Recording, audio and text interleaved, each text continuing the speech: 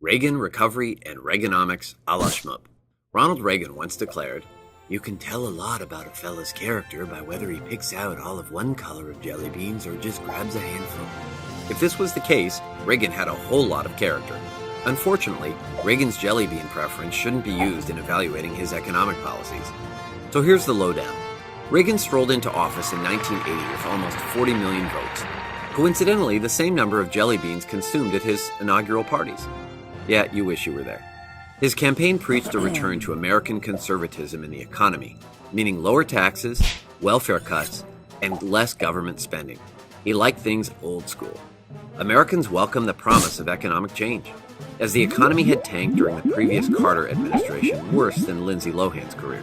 Unemployment was rising, wages were falling, products cost more, and after 57,000 American deaths, $140 billion spent, and 15 years of misery, the U.S. pulled out of Vietnam.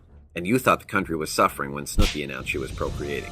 Reagan thought the problem was that the government was too involved in the economy, and he believed a free market could solve the country's problems, pretty much meaning that less government regulation would allow for more spending and production, helping the economy grow. Danny DeVito felt a little left out.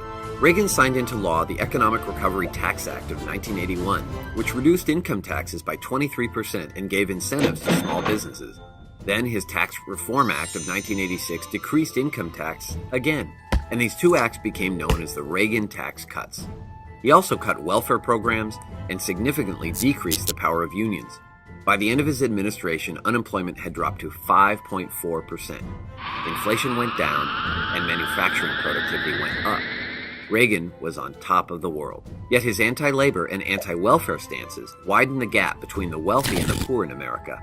The basic idea was that Reagan felt that wealth trickled down from the haves to the have-nots. When the wealthy are truly wealthy and have money with which to speculate, they have the means to start businesses and invest in new opportunities. New businesses have to be managed by someone, so suddenly there are plenty of jobs for the poor. So what do you think? Good policy? Bad policy? Does trickle-down work? Shmoop amongst yourselves. We'll let some jelly beans trickle down to you.